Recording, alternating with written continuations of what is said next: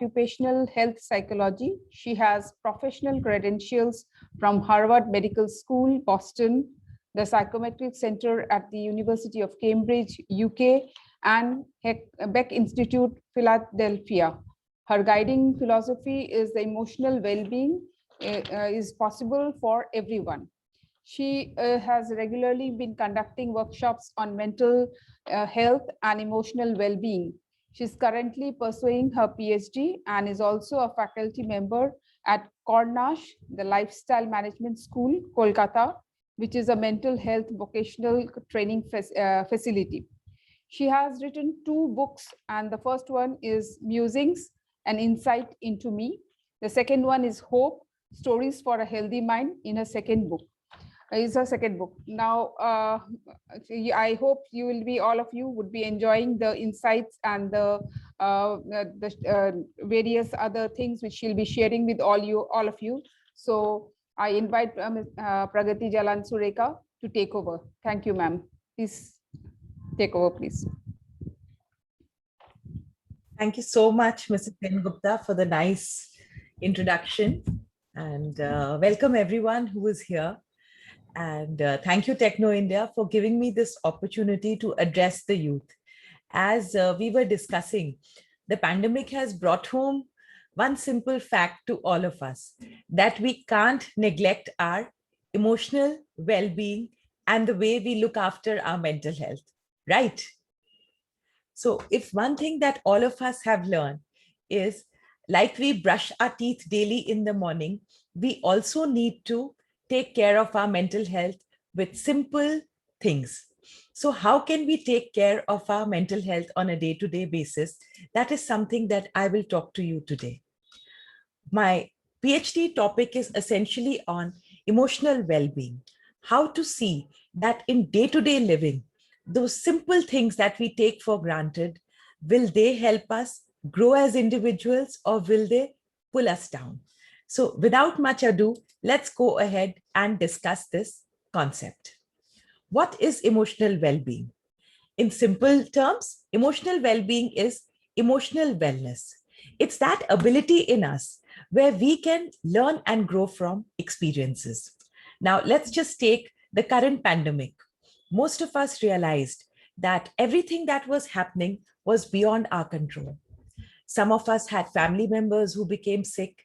All of us here, especially all the youth and the students, you realized that studying was something which had become absolutely difficult by yourself. You had to manage, you had to move to an online mode of studying, and things that you took for granted, like laughing with friends, maybe chit-chatting, shared camaraderie, it was not possible in the online space. Yet, the fact that all of us here today, we are more than 70 in this room right now, the virtual room that we have, all of us have survived a very difficult year. Yes or no? Yes. And in spite of challenges, we have emerged much stronger and much more resilient. So what we can do is actually learn about emotional well-being in such a way that our decision-making skills go up, and that innate emotional intelligence that we are able to utilize it. So how are we going to do it? In simple words, by actually collecting a wealth of emotional ability resources. Anything internally or externally that helps us grow, that helps us take stock of the situation, is an emotional ability resource. Let me give you an example. Do you like to do some form of exercise on a regular basis? If you don't, just see, half an hour in nature, or maybe just doing spot jogging, is going to release endorphins in your body.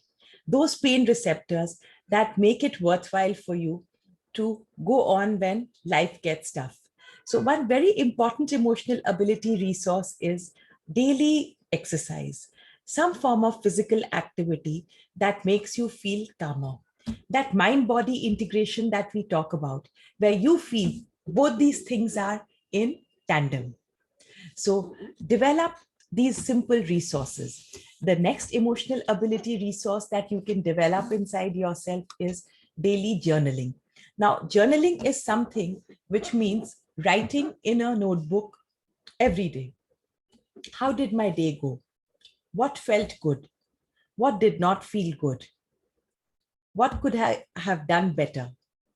And what is it that I needed to let go of? So when I actually start looking at things with a very analytical mindset, I'm able to see that there are certain things that I can control. What can I control? The amount of food I eat, the amount of time I sleep, the amount of hours I put into study. Those are things I can control, right? Now, when will the pandemic end? Can you control? I can't. I don't know if you can. It's obviously something that we need to let go of. But at the same time, we need to take certain precautions to build up our immunity and to safeguard our health.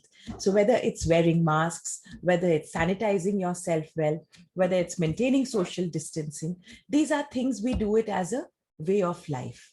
So, when we do journaling about our thoughts, what felt good today? What did not feel good today? What is it that I can regulate? What is it that I cannot regulate? My emotions stop being a huge ball of mess, which absolutely disempower me. I'll give another example here. Like when you get angry, do you get angry? I know I do. And as far as my knowledge of psychology goes, all of us get angry. So most of us are very scared of anger. You know, when I see people in therapy, they tell me I don't like one thing about myself, that I get angry very fast. So I prefer to avoid being angry. So either I'm lashing out, or I become aggressive, I talk aggressively, I bang things, or I'm not able to focus on my work. So, you know, I feel anger is a useless emotion. Perhaps I'm not going to get into the moralistic viewpoint of it. But today, if I looked at all emotions help us to know what's going on inside our body. What is anger? Something which did not go the way I wanted, and that does not make me feel in control. So, next time, if I feel angry, I have choices. My emotional intelligence will make me realize that I can feel anger, but just being angry does not mean that I'm absolutely reactive or all over the place.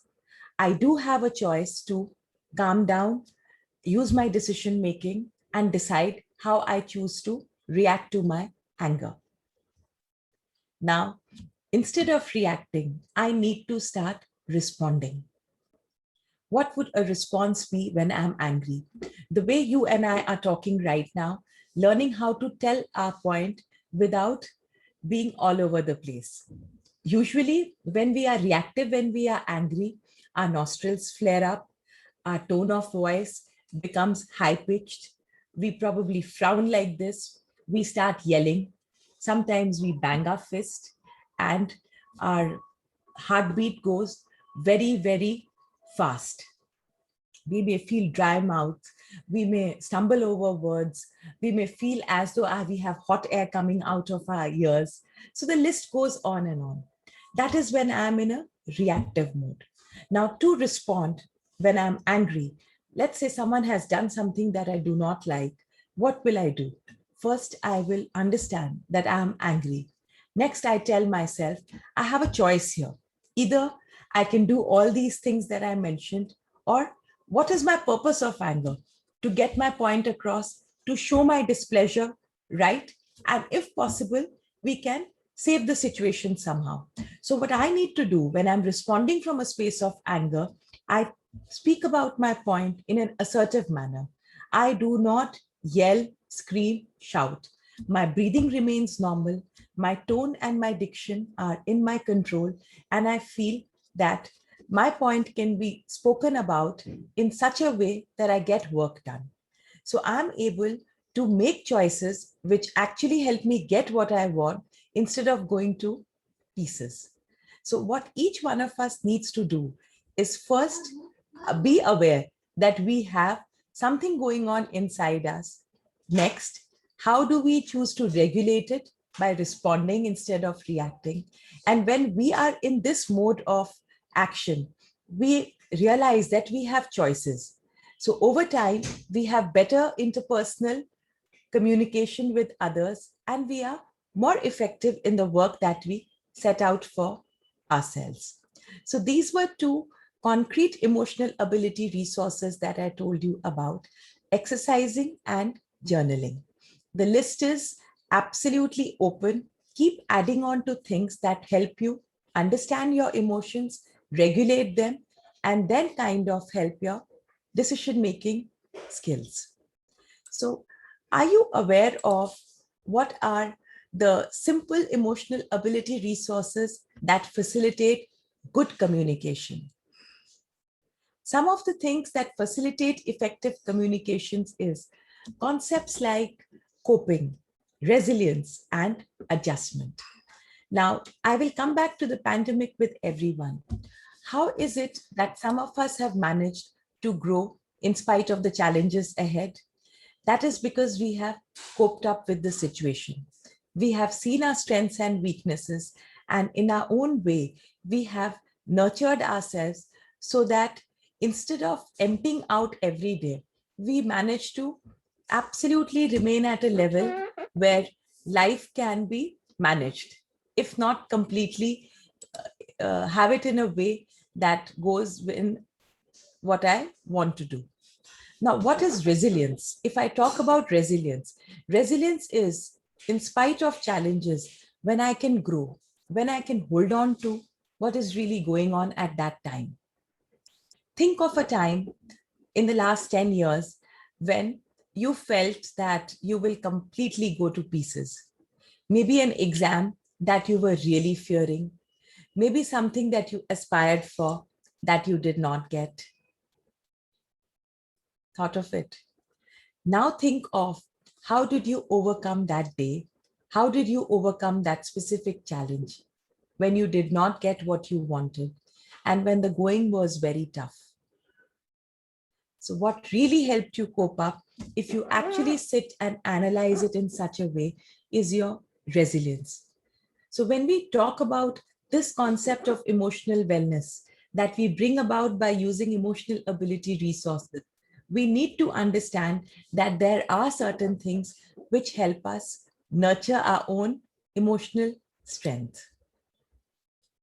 So what I want to talk to you about today is emotional intelligence. What I want you to take away when we talk about emotional well-being is to use your emotional intelligence. We all are born with emotional intelligence. And the best part about emotional intelligence is that it's something that one can build on. Today, all of you listening to me here today are the citizens of tomorrow who will run our country as engineers, as managers, and as successful professionals in your chosen field. So while your IQ is going to help you out, what is really going to make a difference is your emotional intelligence. Any business magazine that you turn today will elucidate that emotional intelligence is the buzzword that you need to focus on. So what is emotional intelligence? There are 5 components to it. The first one is self-awareness. Ask yourself, are you aware of what triggers you? I was discussing anger early on with you. So do you know what makes you angry? Is it a person's expression? Is it a person's tone of voice? Is it someone not doing what they promised to do? So firstly, if you want to develop your emotional intelligence for emotional well-being, absolutely become aware of your triggers. I had mentioned journaling earlier on. In the same way, make a list of your triggers. What is it that makes me get charged up? Next, the next component of emotional intelligence is self-management. Ask yourself, I can modulate my tone, pitch, and words, even in the throes of emotions. If the answer is yes, great. Then you know that self-management is the key of all forms of growth and productivity. And if you realize that no, when you are in the throes of a particular emotion, it could be anger, it could be hurt, it could be disgust, it could be shame, it could be many, many emotions that you are uncomfortable with. The first clue you get that you are not feeling able to cope up is that your tone of voice changes, your pitch changes, and the words that you use come across very fast. So sit with yourself and absolutely try and count 1 to 10. Don't say anything, just stare in the space and just calm down. When you do that, you will get to practice a pause, and before you know it, you are able to modulate your tone, your pitch, and words. The third component of emotional intelligence is self-motivation. That zone of motivation where you can create meaning in your life. Now, all of us here have studied for exams. And don't you think that the only time things really go in your mind is when you are in that flow state, when you decide that, yes, I need to study in spite of the distractions. That's when you drown out all the voices and you get motivated to put in your best. So your emotional intelligence is reflected in your level of self motivation. Can you motivate yourself to do things that are good for yourself? If you can, then that is your emotional intelligence that you are building up bit by bit. The next component I want to talk about is empathy. Empathy is the ability to walk in another's shoes. Going back to an argument that you have had with someone and you are angry with the person. At that point, if you could actually pause for a minute and think, how is it that I would have felt in this person's shoes if somebody was yelling at me? How is it, what makes this person yell at me? So if I can get into another person's shoes, then I am getting more and more emotionally intelligent. And the last component of emotional intelligence is handling relationships, where we is more important than anything else when you are communicating, where mutual benefits is what one looks at. So when you look at growing your emotional intelligence with these 5 facets of emotional intelligence, what's going to happen is over time, you will experience emotional well-being. You will feel emotionally stable. And when things don't go your way, you have that ke sera attitude. It's okay. I understand it didn't go my way, but that does not mean that I have gone completely to pieces. It didn't feel good. So in my own way, I will nurture. You also develop emotional strength. And there is growth and development. You become flexible. You do effective communication. And over time, what happens is you thrive. One of the most important practices for growing emotional intelligence is mindfulness. That ability to focus and be in the here and now. In fact, there was a research conducted by Martin Seligman and Dalai Lama. And what they found is Buddhist Zen monks actually practice mindfulness as a way of life. And that is why they are emotionally stable. There is happiness and emotional strength inside them. So I want you all to take a minute and think about how is it that you cater to your emotional well-being on a regular basis. If there is anything particular that you want me to talk about, let me know in the chat box and I would be happy to take up these questions.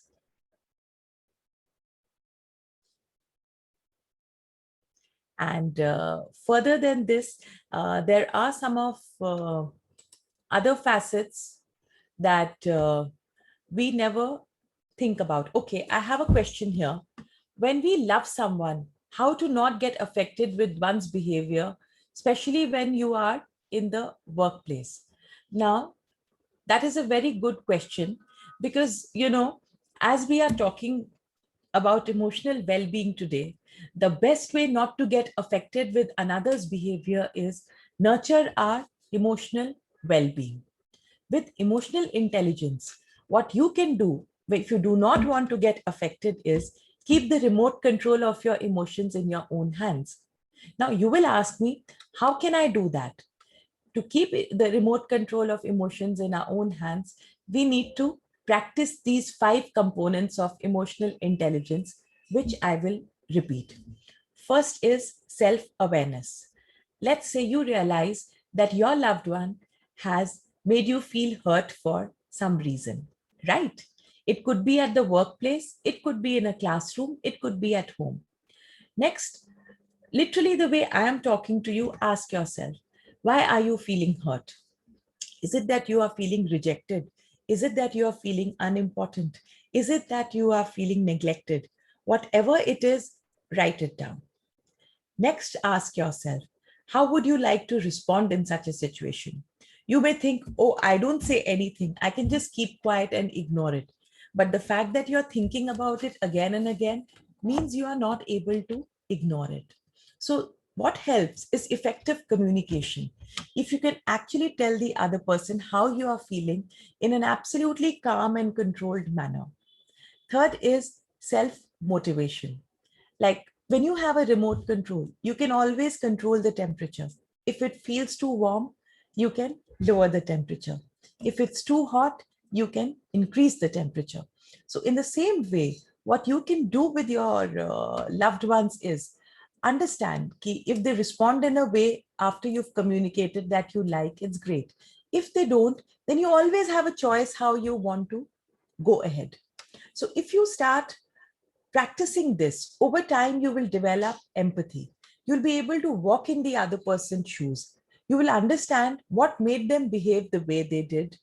And lastly, your own interpersonal skills will improve in such a way that you will know how to have better relationships and do better at work.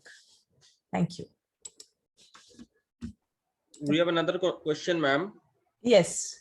Overthinking is good or bad for emotional intelligence? Now this is a very nice term that you have used, overthinking. I always believe that thinking is good for the mind. But what kind of thoughts am I thinking? Am I thinking helpful thoughts, which are like pets, warm, fuzzy, which increase my performance? Or am I thinking thoughts which are like pits, which absolutely pull me down, like down in the dumps? I'll simplify it for you. An exam is coming. At that point, if you think, oh my God, I have not studied. What if I do not clear it? I don't know. It's too late. What kind of a thought is it? Pit or pet? Obviously, it's a pit. Now, if you have exams coming and you realize that there are 10 topics to cover up, and let's say for whatever reasons, and I will not get into it, I'm not here to preach, you've just studied 2 topics and 8 are left. And you probably have a week to go for exams. If you could sit at that time and strategize, okay, I have a week and I have 8 topics to cover and I can't do it. So what would help at that time is which 4 seem doable for me and how many hours do I need to put in? Do I need to switch my phone off? Do I need to sit in a closed room and study? And how is it that I would want to study, read the entire chapter or make notes about it? That kind of thinking is a pet because it helps your performance. So when we talk about overthinking, it's actually our thinking which is good for emotional intelligence. And regulating and catching our thoughts is what is extremely good for emotional intelligence. When a thought comes to your mind, sit with it the way I'm talking to you here and think, what kind of a thought is it? Does this increase my performance or does it bring me down? Okay. I have one more question here. How to control anger in professional fields when we see that the situation we are right and the other person shouting is not correct. Here, as I spoke about 5 components of emotional intelligence, let's say you realize that, you are right and the other person is not right. Firstly, what you are going to do is you become aware of what you are feeling. Are you feeling angry that because you are right and the person's not acknowledging it? Are you feeling helpless? Are you feeling irritated? First, become aware of what you are feeling. Next, try and regulate that irritation. Practice the pause, like I said, count till 10 and think about how do you want to respond to it. So we have put in the first two components of emotional intelligence in action.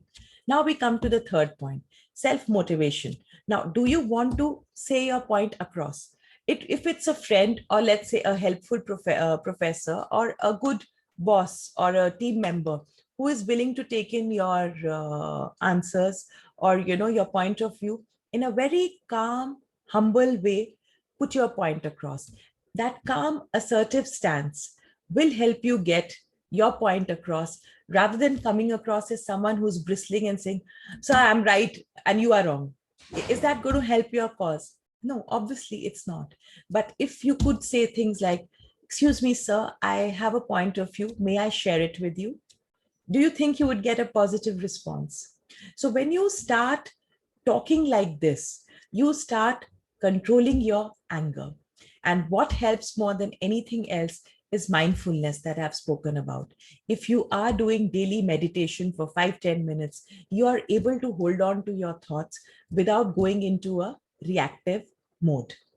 See, all the time, what happens is, when the other person is wrong, we think that is an invitation to be wrong ourselves. What I have seen, why we need to cater to our emotional well-being, is because that gives us a choice to be who we want to be. It gives us a chance to use our emotional intelligence.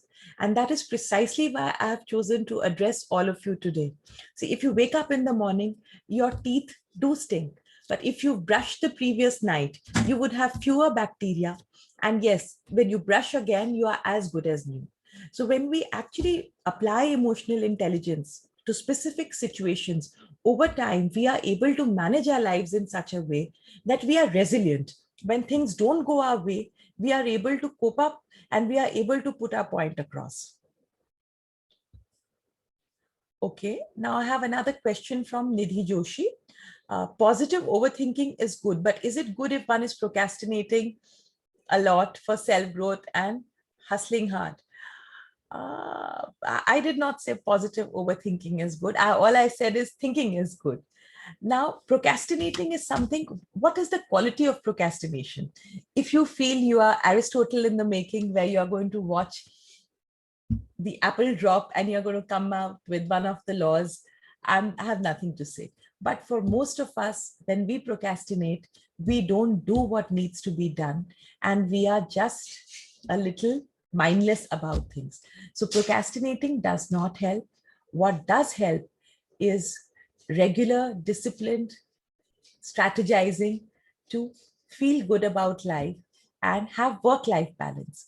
If I'm someone who likes to watch TV, hang around with friends, I need to set some time for it on a regular basis. I need to sleep enough. I also need to understand that I need to do my basic productivity. A lot of times when we are budding adults, we may be 18, we may be 20, we may be 21. But as Spider-Man said, with great power comes great responsibility. So at your age, if you want to enjoy the fruits of your management or your engineering degree that you have enrolled for, what's really going to help is take responsibility for your life, take responsibility for your growth, and then factor in time for any kind of entertainment that you need. After all work and no play makes Jack a dull boy, right? But it can be all play and a little bit of work. Now, how to get focused and concentrated when you are very fickle-minded. This is something that what you could do. Daily meditation is extremely helpful when we talk about it. In fact, at the end of this session, I will be sharing a questionnaire with you, which I hope will give you some food for thought on how you could be mindful. So daily mindfulness is very, very important. Set aside 10 minutes a day. If you can, have a fixed hour, either morning or evening that works for you, and sit quietly by yourself.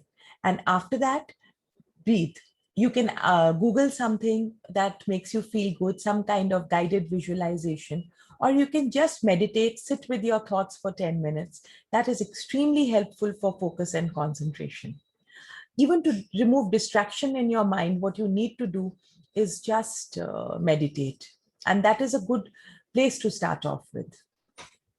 Now, Ridhima, you have a question, how to forget bad memories. One way that helps is journaling. I do recommend seeking help from a good therapist if there are issues that you're not able to let go of. You know, having a safe space to vent usually helps us feel cathartic, where we feel like, you know, you've seen a pus-filled wound. What happens? We need to drain the pus out. In the same way, if you have bad memories, that charge which comes whenever we think of it, that needs to be drained out.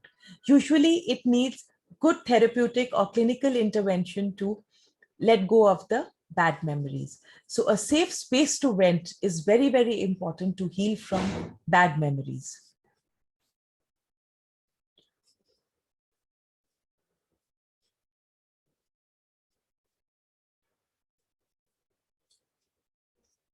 When we feel low, what could we do? Exercise really helps. You know, regular exercise really helps. One more simple trick is sometimes we are very dehydrated and we don't realize. We live in a tropical country, and if our water balance is out of sync, we do not feel very good mentally. Also ask yourself, is it that you are hungry, you are late, or you are extremely tired? Are you well rested? When we talk about mental health, what's really important is it has that fertile climate to feel nurtured. Adequate rest, adequate food, adequate water is essential for controlling low moods if there is no organic basis to it. A lot of mood swings happen for these three reasons. You would be surprised. Many a times in therapy, the amount of people, when I ask them, they do not have the basic 3 to 4 liters of water a day. And moment they did it, up to a large extent, it did help their mood. So what really helps to control your moods is, firstly, use your emotional intelligence and feel your feelings. If you take care of your emotional well-being on a daily basis, then you have a stable emotional set point. You would not feel so low on a regular basis. And it's like something that you have taken care of. What thought can help us remain inspired always to continuously progress challenges? One thing that really works for me is reading good motivational books, you know, good biographies. They really motivate me. Another way is there are a lot of matter available on Audible. You can, of course, in fact, for all of you listeners here, at the end of the session, I will be sharing a code with you, which gives you access to my Udemy course for free for the next 3 days. How to cultivate wisdom. That is something that can help each one of you. Usually they have a $20 fee on it, but I will share the coupon with you. I will share it with your teachers at Techno India, and the code will come to you. Please access it. Please listen to it. And listening to some kind of motivational tips on a regular basis really, really helps you take care of your mental health and well-being.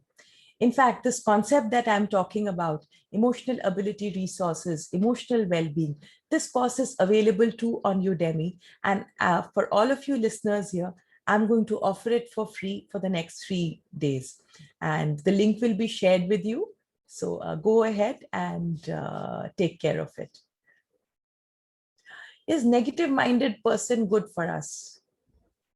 What do you think, Sujoy? See, this is where self-awareness helps. Ask yourself, you know, who's our best friend, whom we neglect the most? It's our own self. The way I am talking to you, ask yourself. Often there is a voice within which will give us an answer, right? So, are there any further questions, or are we? We have one more question, ma'am. Okay. What one should do if anyone uses his silence for his or her profit?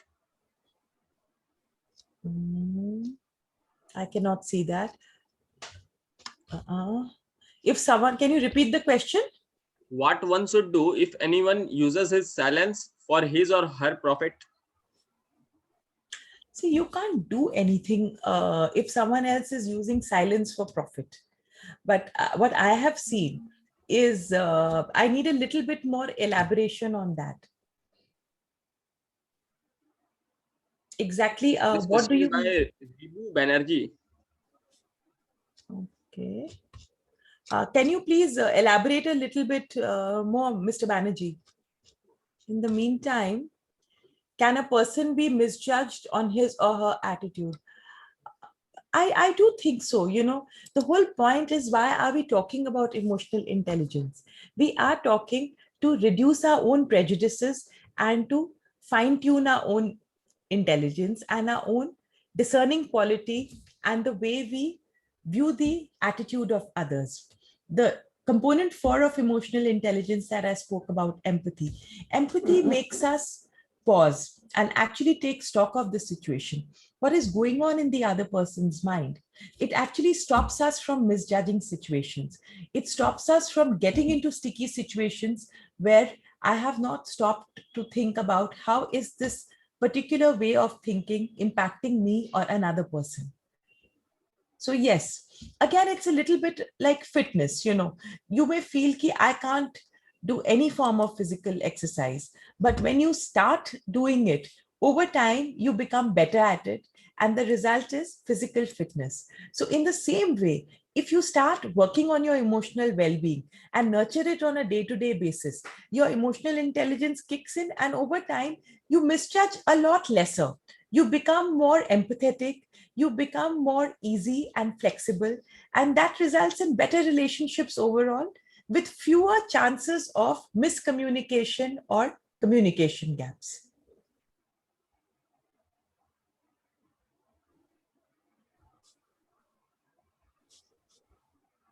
I have one more question here.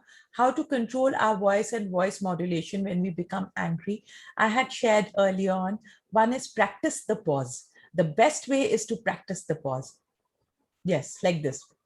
Keep quiet, count till 5 or 10 in your mind, and then take a conscious decision that yes, my peace of mind and my way of communication is important to me, and I will not give the remote control of my emotions to another. So I choose to modulate my voice. So when I'm very conscious of it, by the time I've counted till 10, it helps me calm down. What also helps is a sip of water. Try these two things, and I'm sure you'll be able to control your voice modulation and the tone of your voice when you are angry.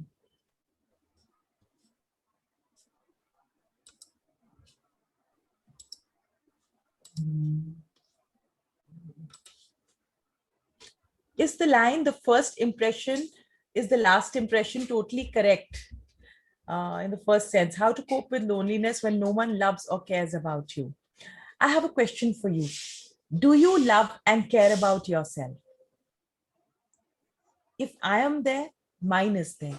So Aditya, my first question to you is, do you love yourself?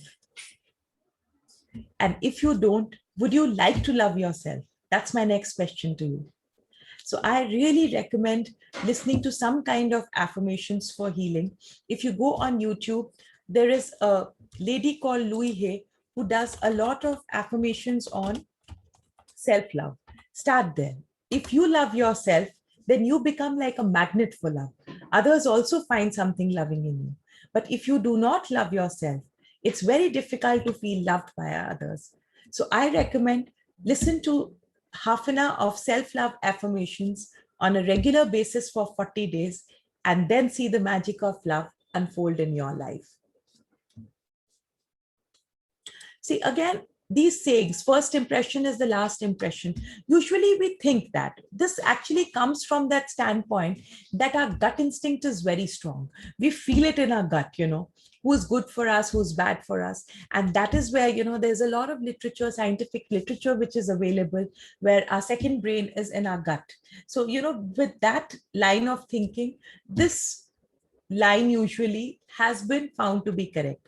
Yet at the same time, there is enough literature to tell you that first impressions may mislead us because they come from our prejudices or a very restricted way of thinking.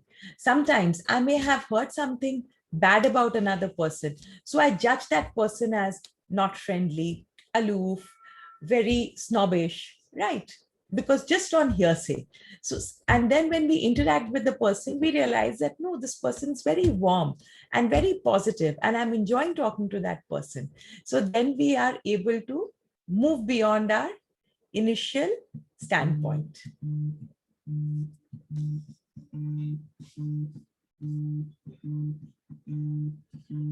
Any further questions?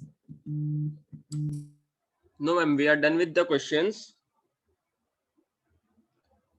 Thank you everyone for joining. We will take a small survey now. Ma'am, requesting you to please proceed. Okay. Has the survey link been sent to them, Mr. Dubey? No, ma'am. Okay. Will you ask her to share? How do I share it right now? You can send in chat box. Okay, just give me a minute. Everyone, this is something which will help your emotional intelligence, and I strongly recommend that you fill up the survey. What's going to happen is you will know where you are in your emotional intelligence. Further, you will also know what to do about it. And how can you learn mindfulness? What is your way that happiness can come in? So just give me a minute and I'm just sharing this with you.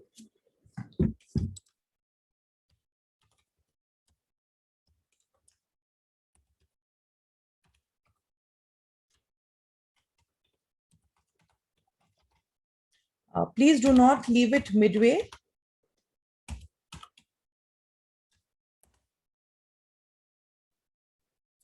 And I will also share the Udemy course link with all of you. That's a free course link. Just give me a minute. Please start solving the survey. If you have any questions, I'm right here.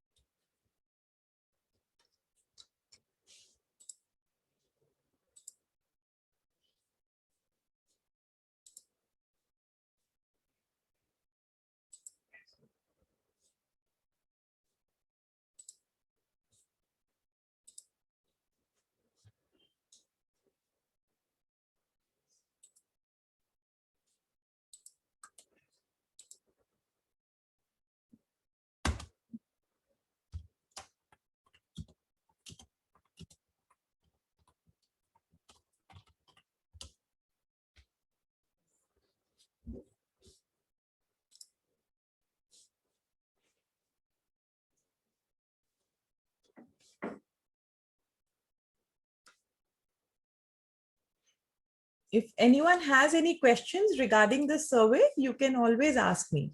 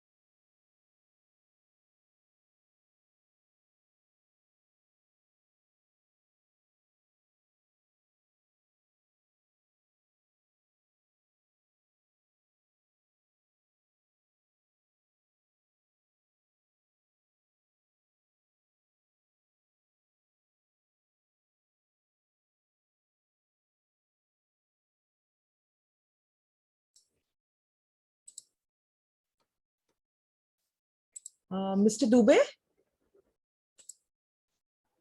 Yes, ma'am. So everyone's filling. Do I need to do something else right now, or I'll just wait here if somebody has a question? Ma'am, there is one question in chat box. Okay, just 1 minute.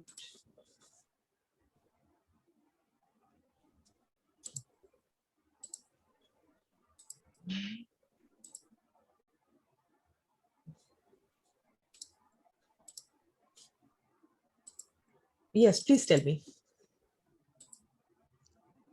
Someone is asking, ma'am, can't understand part 2. There are many numbers. What should we do? Choose the one which is applicable, like 1 to 7. It's like, one is if it does not apply at all. Choose 7 if it happens all the time.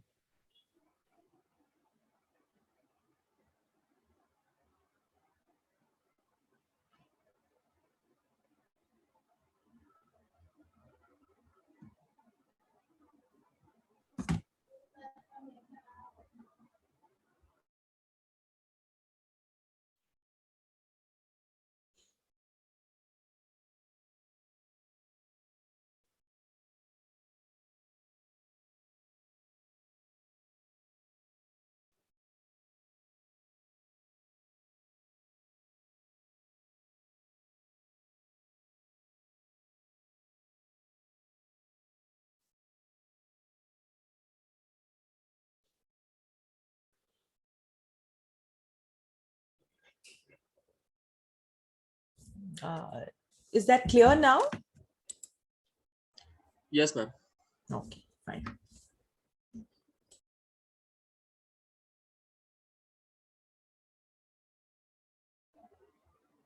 After this survey, please switch on your camera. If you are comfortable, we need to take screenshots.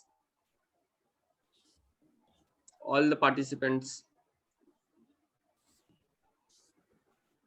Yes, and don't worry, this survey is something which will help your own emotional intelligence and well-being. And the more honest you are, the more you will realize how it's going to help you in life overall to cater to your emotional well-being.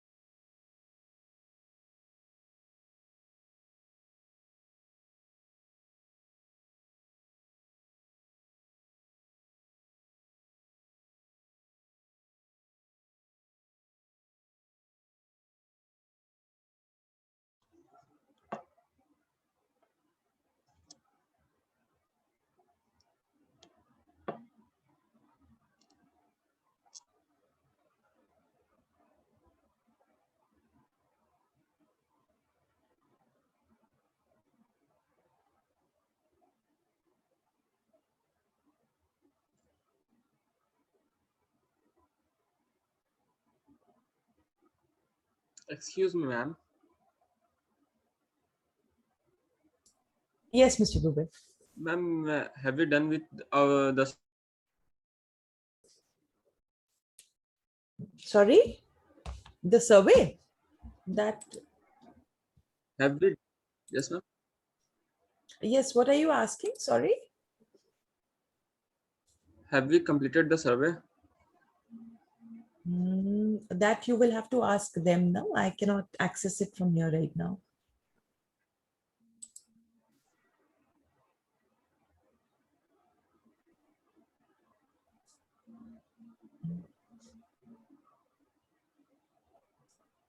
We can take a photograph. They can complete it by themselves and do it, because this is going to go in a Google form. So it's fine. If there are no further questions, we can take the photograph. It's absolutely fine. Okay, ma'am. Thank you, ma'am. Thank you, ma'am, for wonderful. Thank you, everyone, for joining. My pleasure.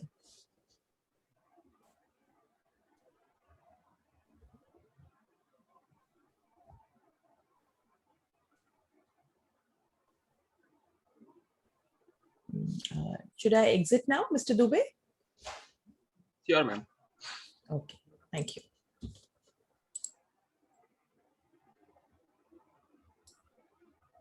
Bye-bye. Have a nice day, everyone. And in case there are any questions, let your academic guide know and they can reach out to me. Thank you. Bye-bye. Thank you so much, ma'am. Bye.